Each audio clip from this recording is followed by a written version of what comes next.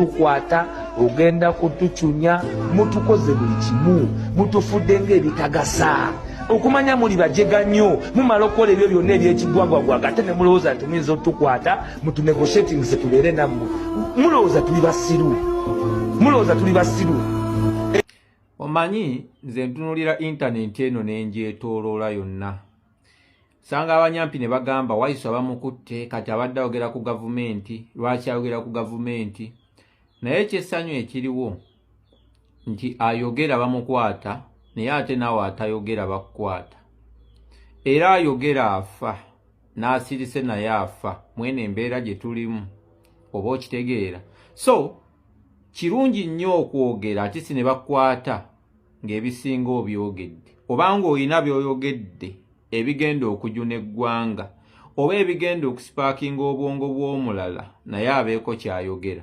okusinga okukukwata nga gwe osirise busirisi oba mukategeera akantu ako. Ekyokubiri gwe ne bw'osirika ati sswe balijja nga bazze okukwata oyo ayogera amazima nga bakubaaga amasasi ge bakuba gwasirika osobola okubeera wali stray bullet n'ekukwata naye ng'obadde osirise naye ng'eyo stray bullet ekutte lwa impunity ono gy'abadde ayogerako. So twongere okusabira baganda baffe bali mu kuba kimu omu ku omu okitegeera bobijja nti baali bakamutwala Wayiso abaamututte ate ne baganda baffe abala bonna ba Eddie Mutwe ate nga bakulaga bakyasomba nga bakubuuza ki ku parade eyo baali babuuza abantu abaagirimu nti bonna mboogera amannya gaabwe parade nga bambuuza amannya gaabwe bonna abalimu tebandaga kyamba parade naye nga bandaga nga bageza kumbuuza abantu bambuuza kubuuza abantu ki abaali nti njogera amannya gaabwe bonna nengezaako okubabuulira amannya agalimu nemmanyika abatono. So aba security wababuulira kugamu kumanya exactly. Didn't you expose them? Why not expose them? Cameras expose. We do expose the things for which you Thank you. Put them to a risk of being arrested as well. Leka nkubulire wakwata nkabudde kunyumira. Ekintu kye twakola bikolebwa mu nsi yonna bikolebwa mu masomero lwakuba wano kati fiya yereeta obuzibu. Bikolebwa mu masomero and ebintu bye twakola byali bya scouting, you know. Bw'olaba ebintu bye twakola bikolebwa mu masomero okutyapa omugumu mukyaka naye ekintu kimu kyenyaa nkubuulira abantu nga bakuŋŋaanye ne babateeka mu order bwe batyo. If there is a problem, what our steps is taking. For instance, tubadde ne poliisi wano ebbanga ddene. Muganda waffe Alex Wayiso Mufumbiro olunaku olw'eggulo bwe yawambiddwa nga bw'olaba yatwaliddwa mu maka ge era eno bayazizzaayo mpaka mu bitanda wansi. Eky'omukisa omulungi okusinziira ku mawulire agafunwako galaga nti ono tebaamusanze na kintu na kimu kibi era enju ye baasanze erikkirini era tusuubira alipooti okuvaayo nga bwe baasanze waka nga tewali kintu na kimu. Kati mpuliriza bulungi nsimbudde nze Eke Master mukwano gwange mpuliriza wasuzeeyo otya nno gwatugoberera ku mukutu ogw'enkyukakyuka ng'okuwamba n'okubuzaawo baganda baffe ab'enjawulo nga kukyagendera ddala mu maaso nga bwe tuzze nga twogera nti bw'oyogera ofa era ne bw'osirika ofa, bw'oyogera owambibwa ne bw'otayogera owambibwa. Kigasa nnyo okwogera n'osigala nga ampulirizayo ne baba bakuwambye nga wasigala oyogedde. Nkusaba vidiyo sooka ogimpere ekigalo ampuliriza tusimbule obulundi gumu nga message emaze okusaasaanira ensi yonna. Olunaku olw'eggulo Alex Wayiso Mufumbiro yalabiseeko wali ku poliisi ewandegeya era ono kigambwa mbu yateekeddwako emisango gye gimu nga gye baateeka ku bannaffe ba Eddie Mutwe, ba Bobby Giant, ba Achireewo n'abalala. Okusinza ku mawulire genfuna galaga nti emisango egyamugguddwako gye gimu butereevu nnyo n'egyabo egyabaggulwako era nga amawulire galaga nti waliwo n'abalala mbu abagenda okubeera nga bakyanoonyezebwa era bakwatibwe ng'akalulu ka 2026 tekannaba kubeera nga katuuka. Jjukira nakutegeeza nti waliwo okutya, waliwo okweraliikirira, waliwo obunkenke eri Museveni ne banne bonna bwe bali mu gavumenti eno nga beeraliikirivu nnyo maaso g'akalulu ka 2026 nga tebamanyi oba kanaggwa bulungi oba tekaggwe bulungi okusinziira ku bigenze maaso mu mawanga agazze nga gavuunikibwa gavumenti ng'ate bantu ba bulijjo be bakikola. Baganda baffe okuli Habibu Buwembo nga bw'omulaba naye yabadde yawambiddwa naye ng'ono yamaze okubeera nga ayimbulwa era ne Komanda Shafiiki yabadde akwatiddwa naye ne bayimbulwa. Wabula ono yavuddeyo n'ategeeza ensi olunaku olw'eggulo nti nze nabadde nkwatiddwa naye nasanyuse busanyusi. Wuliriza, nasanyuse busanyusi okunkwata okunteeka mu kkomera era batuuse okubeera nga banjawula ne batuteeka mu kasenge akaffe nga kye tukola tekibangawo nga tekikolebwangako. Twatuuse munda mu kkomera abasibe nga batuyaayaanira era abasibe ne tubagamba kano ke kaseera okubeera nga mutegeera ebigenda mu maaso mu nsi yammwe. Wuliriza bulungi, Habibu Buwemba agamba mu kkomera kye yalabye yabadde takirabangako. Abasajja abali mu kkomera yabannyonnyodde n'ababulira ku nkyukakyuka bonna ne basigala nga banyeenya mutwe. Era ono agamba yabadde agala bamwongereyo ne mu kkomera eddala asobole okutambuza enjiri ey'enkyukakyuka. Eyo y'emu ku tools dictatorship zekozesa creation of fear okusiga okutya mu bantu. Buli lwe basiga okutya bwe kutwambala then tugenda kuva ku mulamwa tutandike okwekukuma tuleme okukola ebituufu bye tulina okukola then bo basigale nga bayisaawo ekyabo. I want to urge to you all temukkiriza kwambalwa kutya okwo. Bwe babaako gwe bakutte gwesigala nga otambula. Naffe gye tubadde mu makomera tukoze omulimu ogw'ettendo naye okwongeddeyo tukoze omulimu ogw'ettendo. Batuuse n'okutwawula mu bannaffe nga balaba enjiri eyitiridde. Era I want to report to you tugenze okuvaayo nga message gye tubadde tambuze bweru nga ne munda tukoze eki tugirezi. Era I want to tell you nti ne bantu tute up to prison tetwandibadde nakwennyamira nnyo, twandisigadde nga abali mu prison nabo nga tubasaamu omulimu gwe gumu enjiri tukole ki. So buli omu waali akolerewo omulimu, buli omu waali akolerewo omulimu. Nti omuganda waffe Honorable Waiswa bwa olunaku olw'eggulo bwe twabadde ku live yaffe nakutegeezeza mukwano gwange atugoberera nti abantu bonna abalondebwa ne bafulwerwa fulaaga eya National Unity Platform mu bitundu ebyenjawulo okwetoolola Uganda naddala mu byalo, bano baalemesebwa ekitongole eky'ebyokulonda okugenda okwewandiisa naddala ku mitendera egyaba chairman LC5. Era bangi baavaayo ne batandika okubeera nga bagamba nti NUP mugamba nnene, NUP mugamba y'amaanyi, NUP mugamba buli wamu weeri. Lwaki tebawandiisiza ba chairman LC5 mu bitundu eby'ebyalo ebyenjawulo nga Sembabule n'ewalala? Kati mpuliriza bulungi era njagala otegere ensonga eno. Ekitongole ky'ebyokulonda ekikulirwa Engineer Dr. Simon Byabakama kaakati kino okusinziira ku mawulire ge tufuna byongedde okubeera nga bikakasa nti bano baateekawo emiziziko egy'amaanyi ennyo ku bannaffe ab'enjawulo okulaba nga balemesebwa okwewandiisa okwesimbawo okugenda maaso mu ggwanga Uganda. Okusinziira ku mawulire galaga nti ekitongole ky'ebyokulonda kyegatta wamu n'abantu abamu abatayatuukiriziddwa mannya. Kaakati nga bano baakola ekisoboka kyonna okulaba nga abantu bonna abayisewo ku fulaaga eza NUP abasinga tebeewandiisa nakyo okujja okwesimbawo. Jjukira nakutegeeza nti abantu bangi abaali batusimbiddwamu naye nga zonna zaali nsolima nga tebaali baffe. Wabula bano bwe twamala okubeera nga tubategeera nti gundi ne gundi si ba NUP era bano baasobola okubeera nga bammibwa kaadi, era ababammibwa kaadi mubalabye nga bavaayo ne beekalakaasa mu mawulire, ne beekalakaasa ku TV, ne bawoza baatusaba ssente, abalala ne bagamba tugenda kwesimbawo independent. Kaakati bano bonna twamala dde okubeera nga tukizuula tebaali bannaffe.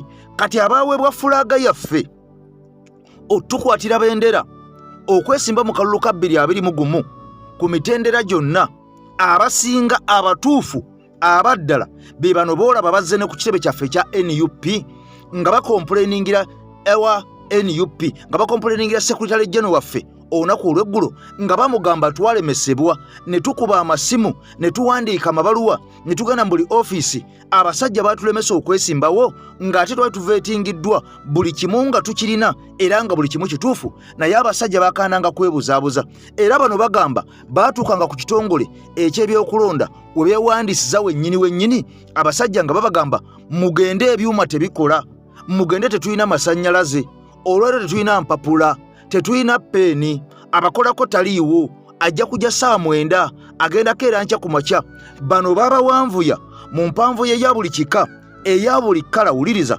okumanya nga enkyukakyuka yabatudde mu kifuba kati baali balowooza nti NUP ya mu Kampala etuuse buli wamu abasajja balemeseza kati Secretary General Lewis Rubongoya ebigambo byayogedde ku nsonga eno bye bino people power ajibalage so basiba ne banyabo ndoza mukiraba otwava mu kalulu k'abavubuka twabayita wano ne tubalaga emivuyo egyali mu kalulu k'abavubuka kaakati tutandikidde ku level eno ate bano ba LC5 chairpersons bokka kaakati ba kansa LC5 ate bo bangi nnyo bebaganye okuwandiisa mu region z'eggwanga ez'enjawulo kaakati bwe mba mugamba nti mulina obuwagizi gibalage ono omusajja ali mu kubalaga receipt ye yiyo kwe yasasulira ssente agenda gibalaga mu kicapturing bulungi kaakati bano abantu mukirabye liza nga bwe mbagambye bano 7 kubanga kati abamu bali Kasese abalala bali Kitugumu babadde bakyali mu kubo nga bajja obudde ne bubakwata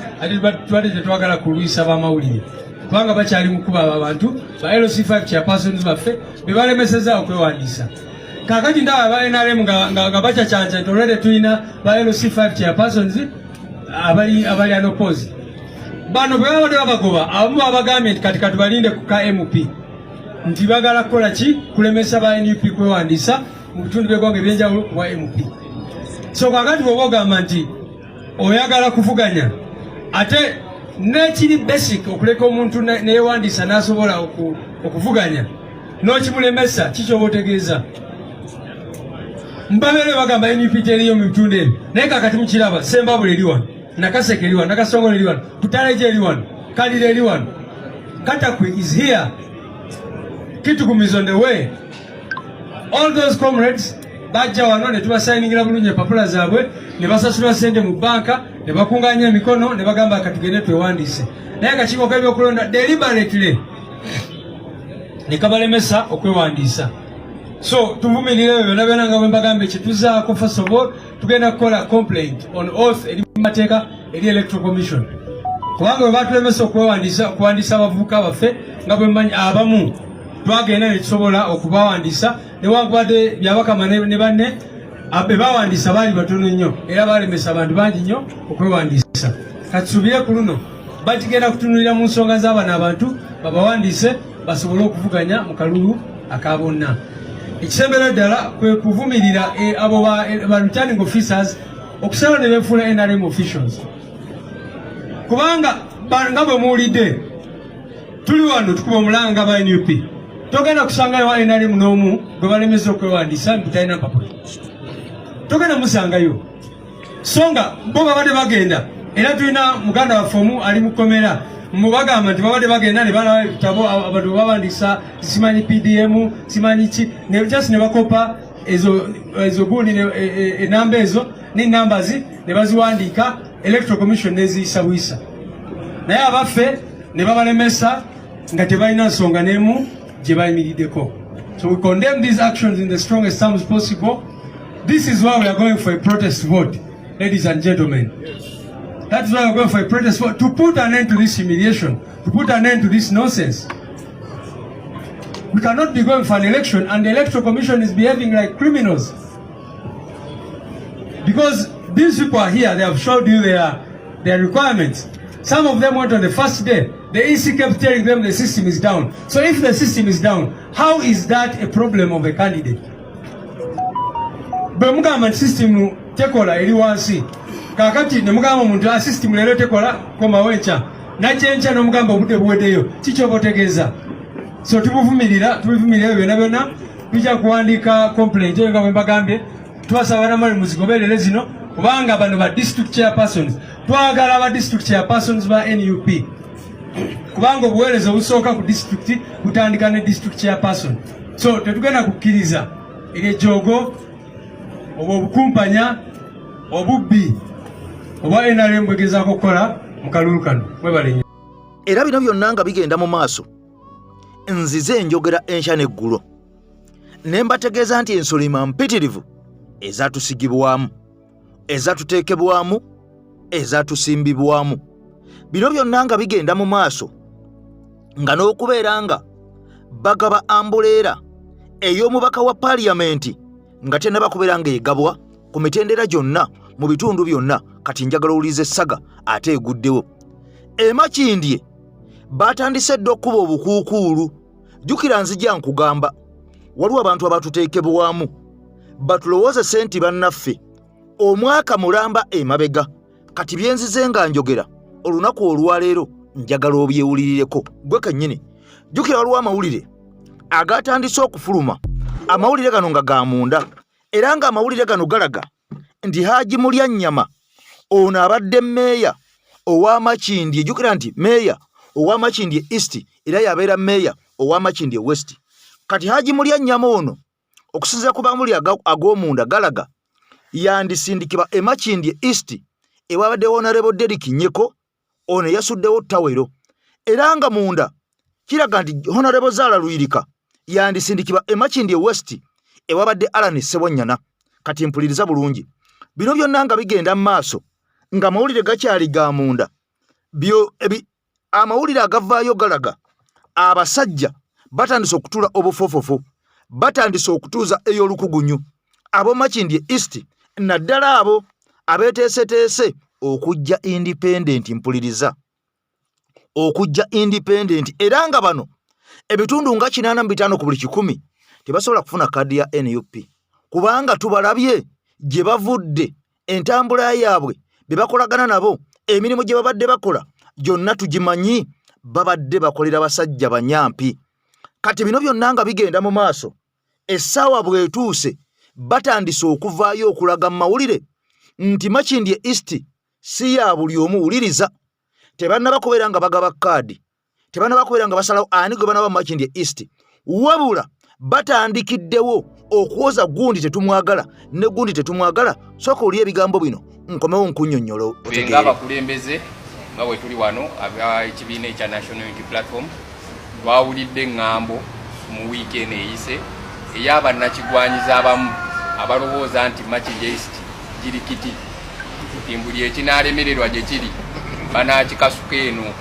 Twagala okutegeeza abantu abo nti Makindye East si jirikiti, temunaamala gatusuulirako bintu byonna, era twagala okwongera okubagamba nti ffe ng'abantu abatuuze n'abakulembeze baffe be tutudde nabo wano abakiikiridde abalala abangi, kubanga ekifo kitono bonna tubadde tetuyinza bateekawo, tukwasaganyiza wamu, twekutte wamu nga kitole okulaba nti tuyisa eddoboozi ery'omwanguka, tuweereza eddoboozi okulaga ekibiina, okulaga n'ensi yonna wabweru eyo nti Makindye East eri wamu, Makindye East esuubira omu ku baana baayo okuweebwa kaadi ya National Unity Platform, kubanga ekibiina kyaffe ky'amaanyi era kyekisuubirwa okuwangula era kyekigenda okuwangula akalulu kano. Abakulu bano betudde nabo bamaze omwaka mulamba n'omusobyo nga bagezaako okukola emirimu gy'ekibiina nga bazimba gurawundi yaabwe. So tetugenda kukkiriza muntu yenna nakigwanyizi kuva bweru eyo ajje atwesuulemu, ajje atwerimbikemu, wabula tugenda kuteekawo amaanyi gonna okulaba nti embeera eyo tugiziyiza, ate bwe tumala ogiziyiza tuddeyo ku mirimu gyaffe egy'ekibiina, tuddeyo mu kunoonyeza pulezidenti waffe Robert Kyagulanyi akalulu, tuddeyo mu kunoonyeza Baganda baffe bonna abaweereddwa kaadi akalulu, tuddeyo mu kuweereza bannaffe bonna n'abantu b'ebitundu byaffe. Bino bibaamu mu ntalo, wabeerawo mu luzungu kye bayita ba detractors, bajja ne baagala okukyankalanya embeera. Naye nyongera okugumya abannamakindye East, nyongera okugumya abantu bonna abatukkiririzaamu, abakulembeze ababadde mu miitingi eyo eyatudde era ne batubuulira ebyabaddeyo eby'omukulu oyo okwagala okukakasa nti ddala ajja, ate ng'agezaako okulimba nti abakulu mu kibiina be bamuwadde obulukusa okujja okukyankalanya embeera eno, awaayiriza abakulu mu kibiina. So yeenoonyeza bibye. Twagala okwongera okukakasa abantu bonna nti mube bagumu, Makindye Issa abakulembeze bammwe aba National Unity Platform webali era nga ekibiina kitukkiririzaamu muve ku ŋŋamba ezo tweyanza tweyanzeeki. NBS yemu ku TV ezikubira ddala bannankyukakyuka era ng'okukyaza omuntu w'enkyukakyuka ku NBS kiba kizibu nnyo. Kisobola okutwala emyaka n'ebisibo nga pulezidenti waffe Robert Kyagulanyi Ssentamu takyadde ku TV eno, era kye kimu ne BBS. Era abakozi ba kuno ku NBS tubalabye. Kwaliko Kazibwe Bashiri bwe yeesimbawo yafuuka nsolima. Kwaliko Joyce Baagala Ntwatwa bwe yeesimbawo yafuuka nsolima. Kati bano ababiri bajjira ddala ekifaananyi ekituufu lwaki NBS tekyaza abantu bankyukakyuka aba NUP. Essaawa zino ku NBS waliwo omusajja Zambali Blasio Mukasa, ono ng'ayagala tiketi oba kaadi eya NUP mu bitundu eby'ennansana ku baka bwa paaliyamenti. E Makindye East waliyo Taafu B naye avudde ku NBS era naye yajja ayagala kaadi eya NUP mu Makindye East, era yoyo gw'obadde olabaawo ng'aliraanye omusajja ng'ayogera ng'agamba Makindye East sigirikiti si bulimbwa nti enaasuulibwa eyo oluvannyuma lw'okufuna oluvuuvuumo nti Haji Mulyannyama yanditwalibwa e Makindye East kubanga amazima gennyini amatuufu bw'abanga Honorable Derrick Nnyeko yasalawo n'asuula Tawero Makindye East. Nkugamba tuli wano ng'ogyeko Moshi tewaliwo muntu n'omu mulala asobola kubeera ng'akolera NUP. Ezisigadde zonna z'olaba okusinziira ku bigenda mu maaso ne roadmap gye nkulaze ey'abantu bano enkola gye bakolamu emirimu gyabwe nawa gye bavudde okujja okwesimbawo, olaba bulabi ng'abantu bano bandiba n'ebigenderwa ebyabwe eby'omunda bw'obanga oli mukubi wa tooki omutuufu. Kati wuliriza, abasajja bagambye Haji Mulyannyama yandigenda Makindye East, Zaala Lwirika n'adda Makindye West ewa Alani Sewanyana. Kati olwo Makindye ne tuba nga tumaze okubeera nga tugibuutikira. Kati wuliriza, olunaku olwaleero ekkooti y'ensi yonna International Criminal Courts egenda kuggulawo omusango ogukwata ku Kony, era ng'omusango guno gwawabwayo Museveni ne gavumenti ye.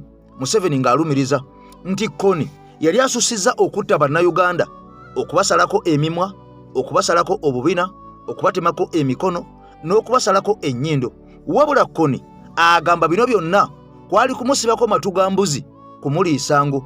Kony yategeeza tasobola kubeera ng'ayagala kununula ggwanga ate nadda ku bantu ababe abali mu regioni ye, baganda be, bataata be, bamaama be n'abakakkanako, n'atandika okubakolako ebikolwa oba ebikolobero ebibi ennyo omulina okubeera nga bano bawambibwa ne bakwata abakazi. Kakati Kony agamba nti bino byonna Museveni ye yabikolanga, akyayise Kony nti mubi. Jjukira Museveni yakugamba bwe baali mu lutalo yavayo n'ategeeza nti baayambalanga obukofiira bw'Abasiraamu ne beetuuma n'amannya ag'Abasiraamu basobole okukyayisa Abasiraamu, naye ng'amazima gennyini tebabangako Basiraamu.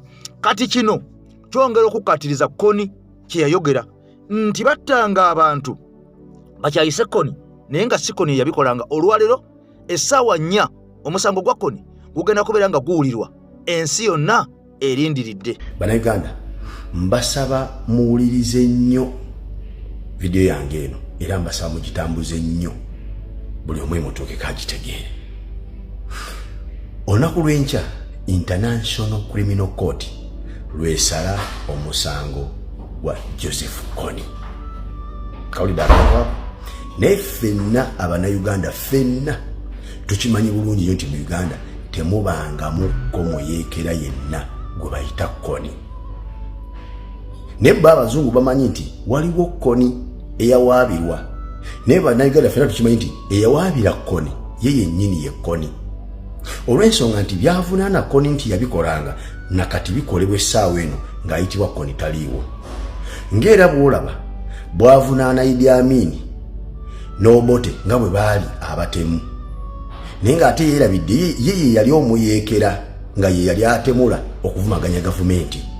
Ekikakasa ekyo nti yali omuyeekera yali atemula okuba nti olwaleero yafuga, naye abantu bakyatemulwa nga bwe baatemulwanga ng'ali mu nsiko, ng'Obote n'Amin ne bakulembera. Abantu bawambibwa nga bwe baawambibwanga mu panda gaali ng'akyali mu nsiko olwaleero ye pulezidenti naye era abantu bawambibwa nga n'olwaleero bawambye nejjo bawamba oba kitegedde kati wakati nga tubanja Waiswa Mufumbiro gwe bawambye mukijjukire nti kino bakikoze nga diversion okuwugula Bannayuganda baleme kufollowinga bigenda maaso mu International Criminal Court ku musango Kony gwe yawaabira Kony kalegedde akantu ako wano nno winneegayirira nga nsaba Bannayuganda Katonda beyawo omukisa ne mubeera abayivu tusingako abalina ebibanja ku X abasobola okukola statements ez'enjawulo mu Luzungu abasobola okunnyonnyola mu Luzungu olutegegereko obulungi abazungu ne balutegeera mbasaba mutambuze ekifaananyi kya Alex Waiswa Mufumbiro olw'okuwambibwa kwe n'abalala bonna abawambiddwa n'abali mu makomera abaleeteddwa olwaleero mu kkooti okuwozesebwa ne batafuna bwenkanya bonna mutambuze ebifaananyi byabwe ne bigenda mu maaso mu bulamu bwabwe n'okubeera nga mukakasa abazungu nti eyawaabira Kony ye Kony omutuufu bwe baba banoonya kukwata Kony yalina okukwatibwa baba bagala kuvunaana yatemula abantu eggulu balina kukwata eyawaabira Kony bane mutuyambe ekiza mmwe abalina platforms ez'amaanyi mubeere nga muwandiikira abazungu abalimu ebyo abagoberera emisango egyo mu International Criminal Courts mubategeeza ekituufu nti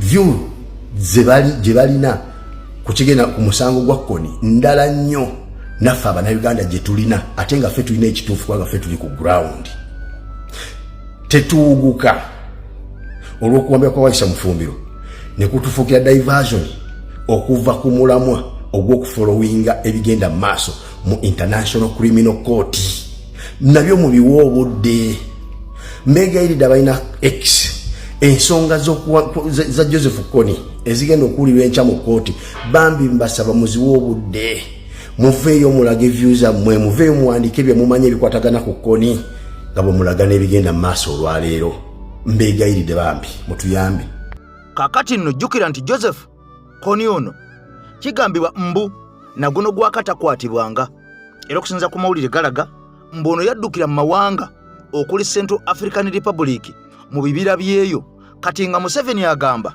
nti eyo gye yagenda okubeera nga mufeffetta Kony naddukira eyo era nga bano bagamba nti kati mu Uganda yavaamu mbu mu mambuka g'eggwanga Uganda kati baafuna emirembe wabula ng'oluvannyuma lw'okubeera nga Kony amaze okusalaasala okutulugunya okuwamba abakazi okubareepinga n'okubeera nga abatemyeko emikono obubina ennyindo obajjamu amaaso n'okubeera ng'ono yabatulugunya kaakati mbu n'amala n'adduka mu nsi n'agenda eyo mu bibira bya Central African Republic ebibira eyo naguno gwaka mbu kati gyawangalira kati bano bagamba baamuwawaabira mu kkooti y'ensi yonna era olunaku olwaleero essaawa 4 eza Uganda omusango gugenda kubeera nga gutandika okubeera nga guwulirwa kyokka okusinziira ku Bannayuganda abamu bagamba bino byonna byandibanga kiwaani era abantu bonga bo bagamba tebasobola kukkiririza mwami Museveni ne propaganda we kubanga ono yasinga okubulakamairinga n'okuwaayiriza okusinziira ku ebyo bigenda maaso mu ggwanga Uganda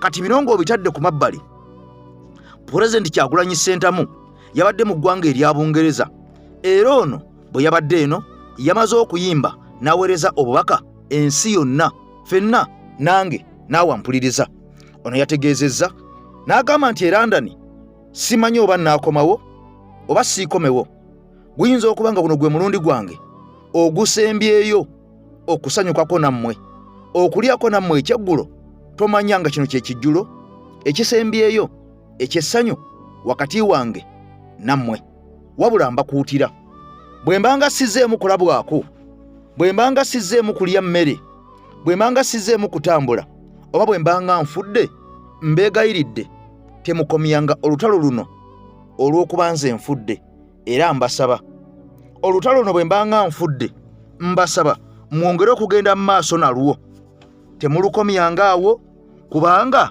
ensi yaffe yeetaaga okununulwa ensi yaffe yeetaaga okwenunula ensi yaffe yeetaaga ogizisa mu mikono egy'abantu ba bulijjo. Ensi yaffe yeetaaga okuyamba. Bannaffe bangi abaatufaako Bariita Nabukenya, bano baafa. Yasini Kawuma naye mufu. N'abalala bangi waliwo n'ababuzibwawo nga John Bosco Kibalama, n'abalala abali mu makomera nga ba Bobby Yanga, Bobby Giant, Eddie Mutwe, n'abalala kati nga kwegasseeko n'omumyuka w'omwogezi w'ekibiina Alex Waiswa Mufumbiro. Bano bonna bali mu nkomyo lwa lutalo luno lwe tulwana olw'okukyusa eggwanga lyaffe. Kati Mwami Kyagulanyi yategeezezza ensi n'agamba bwe mba nfudde ku lw'abo abaasibwa, ku lw'abo abaafa, ku lw'abo abaabuzibwawo, mbasaba struggle temugikomyangaawo. Bino nno ebigambo yabyogedde, yasindise obubaka era bw'abadde bukulu nnyo nga bulina okubeera nga bunkwatako nze naawe n'omulala yenna amanyi nti Munnayuganda mutuufu, amanyi nti ayagala ensi ye, amanyi nti yeetaaga enkyukakyuka. Alina okwongera okutambuza mesegi eno etalaga eggwanga lyonna, n'oyo abadde akyebase azuukuke kubanga akyali mutulo, naye nga yeetaaga kuzuukusa buzuukusa asobole okubeera nga adda ku koosi ensi yaffe edde ku mutindo oba tugizze ku mulembe. Kati omukulu ono gw'olaba ku sikuriini yo, omukutu gwa AKTV Media Uganda, omukutu Omwagulanyi amanyikiddwa nga Ashraf Kasirye, ono yakubwa essasi ku mutwe era boolaba enkovu eyo erwengo ng'alwanira abamu ku baatulyamu olukwe batwa akagabo. Ebigambo bino yabyogeddeko. Katonda akulukusa amaziga. Wulira. Baganda bange, amannya nze Ashraf Kasirye, ndi musajja munnamawulire. Bangi batera okugamba nti weekubiddeyo oli biased, munnamawulire talina kwogera bw'atyo. Naye njogera nga Munnayuganda, nga sinabeera munnamawulire, nasooka kuba Munnayuganda. So ndi Munnayuganda era nina eddembe eryogera ku ebyo ebikyamu bikolebwa mu nsi yange, n'abikoze ne mwogerako. Trust me, n'abo benneesiga bempagira bakera kwankya ne bakola ebikyamu nja byogerako. Naye sibiraba, sigenda gendera ku propaganda wo, musimanyi yakoze kino, simanyi yakoze kino, nga toleese bujulizi mbu njogereko oyo gwempagira okubanga ndi munnamawulire. No, ate si ebyo bye njogerako byera birabwako nga kyentandika nakyo ekya Calvin Bobby Giant ngenda kumwogerako. Then bwe malaawo ngenda kwogera ku honorable wange gwe njagala ennyo akiikirira Kampala omukyala. Naye kantandike na kino. President yabadde n'ekivvulu e London. Obubaka obumu yabuyisizza mu bigambo byayogera ng'ayimba. Naye yabadde amaliriza yabagambye ffenna yabadde atugamba nti bannange nyinza okuba guno gwe mulundi gw'enkumiwo okuba nga tuli mu ssanyu. Naye kyonna ekirituukawo mu lutalo lwe tulimu, temuwanikanga emikono, musigale nga mulwana okwejja mu busibe. Obubaka obwabadde bujja gye tuli ffenna. Nze nsobola okufa, omuntu gwe bawamba asobola okufa nga bangi bwe bafudde bwe babuzeewo. Olina osigala ng'olwana okwejja mu busibe bwe bakuteekamu bw'obaddemu kati emyaka 40. Olina okusigala ng'olwana. Bwe bubaka bwe yabadde awa abantu b'e London, Bannayuganda. Olutalo lwe tulimu lwaffe ffenna, lwa Bannayuganda. The war is for all of us to fight. And we are demanding ourselves the victory. So, kateke mutwe. Muganda waffe yawambiddwa Bobby Giant. Museveni talina kintu kyakola nga kiri mu mateeka, talina kyeyeetaaga gundi bamukute kubanga alina omusango bwe guti. Bino n'omusajja kulayi gye beeyogedde, musimanyi bakola parade, simanyi kyekimukwasizza. In fact n'ekigambo kyamukwasizza kikyamu because bamuwambye. Tusooke tutandike n'ekyo. Singa ddala tuba tuli mu mateeka, yadde asobola okukwatibwa mu mbeera ey'amateeka naye yawambiddwa.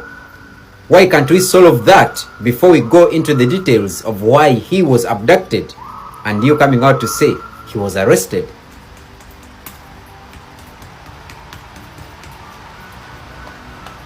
Muganda ffe katusabe aveeyo nga tafunye bizibu by'amaanyi kubanga bangi bagenda kuwambibwa, bangi bagenda kutulugunyizibwa. Many people are going to get tortured, especially this time 2025-2026 towards the elections and after the elections. We are going to see these atrocities happening to us, to our children, to our wives, to our husbands. Manyinaze swabula nkusabira naye Munnayuganda aliyo nga looza ali safe olimba. So obaka bange ku Bobby Giant ekisookera ddala kumusabira aveeyo nga mulamu. Mukama Katonda atuyamba abantu bano bamute kuba talina musango. Ndiboogera byonna si bya mateeka because bandibadde basooka okwekwata. Lwaki bawamba abantu?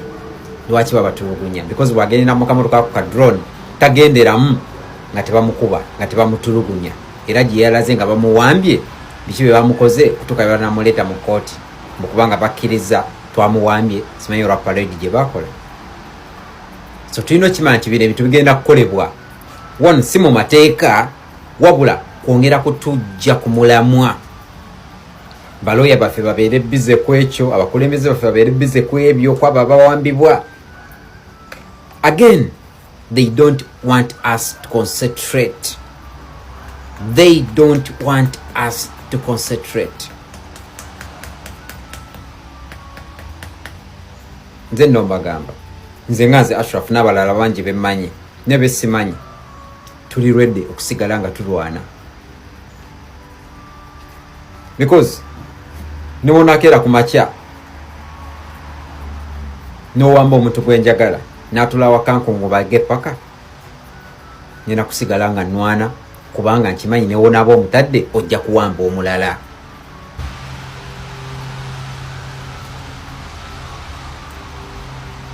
Kama Katonda atuyambe tufune Bobby Giant nga tatusiddwako bizibu by'amaanyi kubanga bano abatuwamba baagala kulaba ku musaayi gwaffe. Simanyi oba bagunywa naye bamalirivu okusigala nga bafuga Uganda nga naffe bwe tuli abamalirivu okulwana okulaba nga tubajjako. Yenna anaabeera omumalirivu paka gye biggweera yajja okuwangula. Sisuubira nti dictator asobola okuwangula olutalo lwonna. The odds are on our side. We know where we are going. We know our goal. We are ready to fight. Kamalize ne honorable wange Shamim Malende. Nandibadde simwogerako mu mbeera gye ngenda mwogerako naye. Mwagala nnyo. Honorable Shamim Malende y'omu ku babaka abavuganya okufuna primary card ya NUP okuddamu kiikirira Kampala district mu parliament ng'omukyala. Ayina bangi bavuganya nabo okuliko Zaharu Yurika speaker wa KCCA n'abalala bangi. Nze nno mbasaba baganda bange tumuyigireko buyigizi kwekyo kyetadde mu public. Tutegeere nti ffenna abantu especially abalina relationships tuyita mu bizibu eby'amaanyi bye tutateeka mu public. Obeera ng'osobola okusirika ebintu ebyo n'obusolovingireeyo munda nga tebizze mu kamera, kikole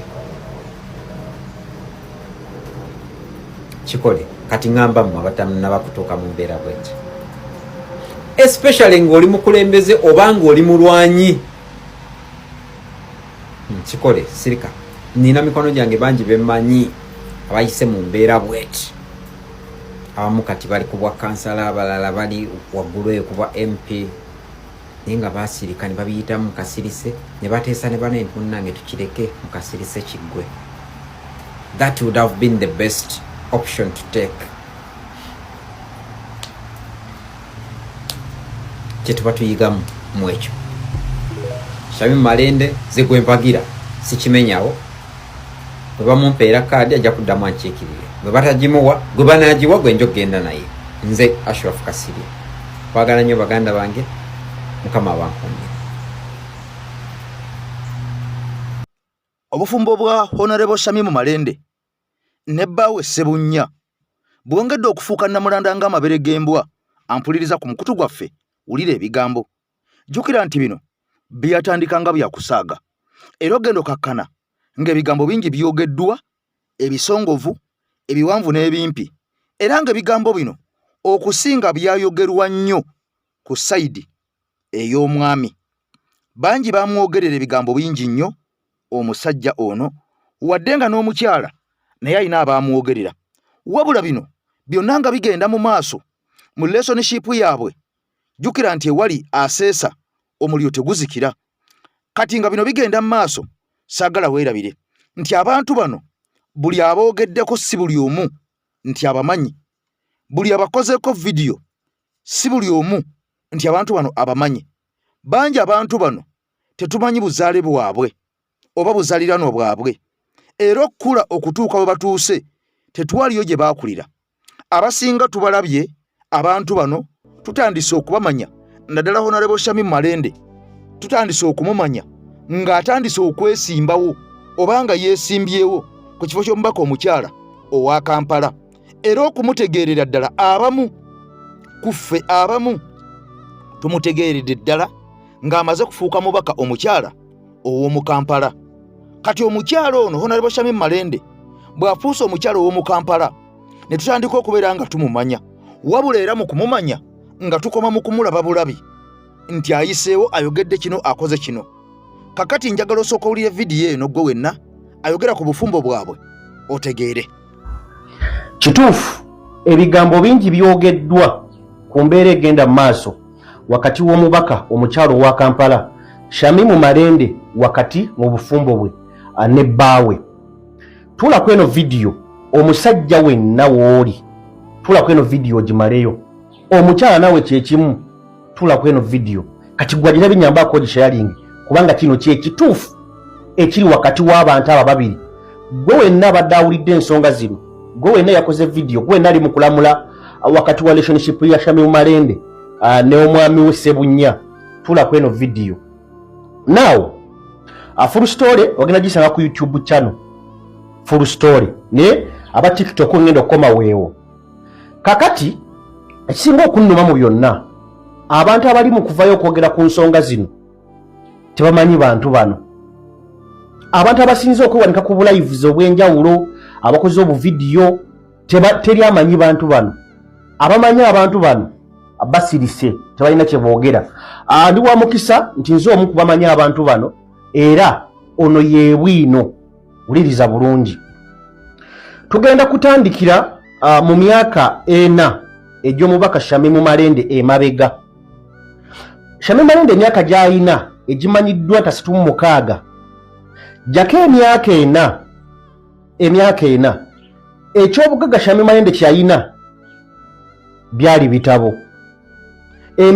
Jako emyaka 4 ku myaka 36 egyogerwa gy'alina kitegeeza nti emyaka 32 gyonna emabega gyonna Shamim Malende abadde mu mbeera esinga okubeera ddala embi. Kirizagaana nze abagamba mumanyi ate naye ammanyi, era ebisinga byonna bengenda okwogera temulimu kuwaayiriza bye bituufu. Byenjagadde bannayuganda muyimirireko okwogera ku nsonga zino. Okusookera ddala katusookere ku mwami Ssebunya. Mwami Ssebunya kati gwe oli wa NUP, oli wa People Power. Togere ku People Power eyabeeranga ekavulaawo. Kakati buli comrade yenna ajjukira ebiseera by'aba Kasirye Ghetto TV mu mulimu gw'enkyukakyuka. Omwami ono Ssebunya erinnya bambe ddala bayaani okatogeze abadde mwami wa Shamim Malende yali omu ku bannamawulire ab'ekibiina ekya People Power kimuyita NUP essaawa zino. Era omwami oyo yali munda nga wankyukakyuka, yakoleranga omukutu gwe bayitanga olujjuliro. nga munnamawulire aweereza amawulire aga President Robert Kyagulanyi Ssentamu badde ebiseera ebyo ndi mu 2020 ndi mu kiseera nga tunayingira kalulu ka 2021 nenga pipopo wakuba yaliwo jjukira Kyagulanyi bwamala okubawo omubaka wa parliament n'afuna ekirowoozo twatandikirawo fabali yekamwoca mujja kunjulira okugenda mu maaso n'ebiruubirirwa ebinene kakati omuvubuka oyo gwe mulaba bawa Shamim Malende yali munnamawulire nga bannamawulire boolaba bali ku kitebe awo yakoleranga omukutu gwe bayita olujjuliro nga munnamawulire alipootinga amawulire agakwata ku President Robert Kyagulanyi Ssentamu. Then by then ekiseera ekyo Shamim Malende kituufu yali munnamateeka naye atalina wamanyiddwa wantu wonna atali munnabyabufuzi wabula nga womanyi nti Katonda tazibira kkubo oba agulire kkubo lyo yonna gw'ayagadde. Bwa Shamim Malende yayingira embeera y'akalulu kana 2021 mbavuzemu speed kuba ebiri awo biwanvu bwe nagenda obyogera tetujja kumaliriza vidiyo eno kakati ate nga njagala mutegeere ekituufu then tulamule kubanga njogera bino nina omukisa okubategeeza nti ebbanga etali lyawala munaku 2 oba 3 ngenda kubaleetera Ssebunnyoyo ngenda mumunoonyaako live twogere ebigambo so tagobereranga akwata mu katima ako wendetera stories eyo ogifunenga bweri kakati mbadde nkugamba nti 2021 Shamim Malende afuna ekinyegenyege ekyokujja okwesimba mu byobufuzi by'eggwanga Uganda naye by then yali mwavu kankaddemu kano naye Shamim Malende talina we yali nti oba like financial nti oba ayina omwami ono kyesinga mumanyaako oyo Ssebunya musajja mutetenkanya muyiiya kubanga by then omusajja oyo ng'akola wadde ku mukutu guno ogwaffe ogw'olujjuliro ng'aweereza mulega president era yali alina omulimu mala gwe yali akolako ogwali bodybuilder bano ba coach ba trainer aba gym yali akola mu gym ate era nga musuubuzi mu owinaawo nzijukira oba yali atundanga taata we waali awo mu owino emirimu gye yenyigirangamu nti yafunanga akasente akasobola omubeeza kuba muvubuka muto ge mazima Shamim Malende asinga oyo omuvubuka emyaka so yali ali mu bulamu oba omuvubuka yenna wadde tebwali bulungi naye yali asobola okubaako kyakola ki kiyeebeesawo ng'omuntu dani ng'omuntu omulala nga gwe bwoli gwe nange bwendinze osobola okugwa mu mukwano n'omuntu yenna bagwa mu mukwano ye ne Shamim Malende magambye naye kyawaleetera okugwa mu mukwano nti ono omuvubuka yali munda mu social media oba yali mu mawulire then Shamim Malende nga yingidde ebyobufuzi bino bitambulira ku mawulire gwatakimanyi bitambulira ku mawulire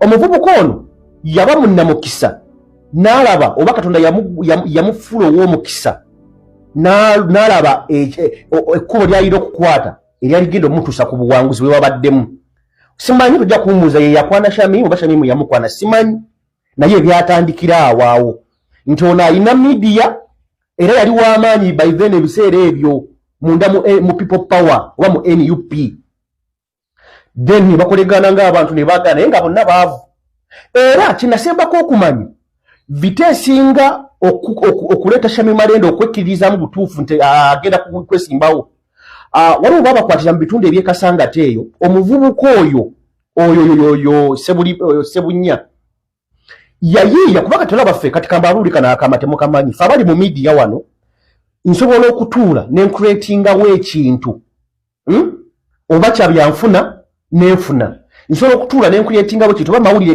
gatrendinge ne gatrendinga ekyo Mukama yakituwa nti tulina ekyenjawulo mu bwongo bwaffe nsobola okutuula bwe nti nentunulira embeera nga bwetambula nembaako kyenjijjamu either ekinyongerako mu kukulaakulana oba ekinyongerako mu trending kati omuvubuka oyo omusajja oyo Ssebunya ekyo ekintu yali akiyina era yabala Shamim Malende oyo bamala okugwa mu vita eyali ekasanga tawo nga bamukutte omuvubuka ono yabala n'agamba nino wano otubanga togenda mu byabufuzi nkugambe tebaali na ssente baali baavu bonna nga baavu bali ku level y'emu Shamim Malende yali asinga ono kimu myaka oba kategeerekese kakati vita yamala okugwawo omwana ono atuula ayiiya agamba tukoze tutya okimanyi tusobola okufuna ssente mu diaspora mu baana abo bannyinaffe baganda baffe abawangala emitala w'amayanja mwe bwe muyita bakadaama ne basekadaama n'abandi ono omwana idea yagireeta nze mbagambye bino byenjogera bya munda okitegeera bya munda batono nnyo abadde bamanyi ku nsonga zino ekinuma kyembagambi tebavaayo zoogera kati nze newaddeyo kanzoogereko wadde omuvubuka ono kituufu kiwanuuzibwa nti kubanga Tikyalumbu yavaayo n'amwogerako sijja muwakanira omuntu aterebukamu asobola okuba nga akwagala nnyo n'aterebuka sijja kugenda eyo ngenda kugendayo naye ndi ku nsonga y'amaka kati n'ebiri mu kwogerwa kakati omuvubuka oyo bw'atula n'akuleetingawo ekintu n'agamba tufunye tutya ssente yatega Shamimu mu kamera n'amugamba njagala oyimire wano okowoole obuyambi okuva mu bannayuganda bonna kubanga Shamimu Marende bw'amala okugyayo omutwe gw'ebyobufuzi atandikirawo okwenyigira mu by'okuwolereza ebyo weebityo ku free kama nga yeetunda kati abantu bali bafutanisa omumutegeera nga tungira kaluka 2021 awo nga batandise omumutegeera so sympathy eyo yakola omuvubuka oyo akantu keyabala kakwatayo era Shamimu Marende yafuna ssente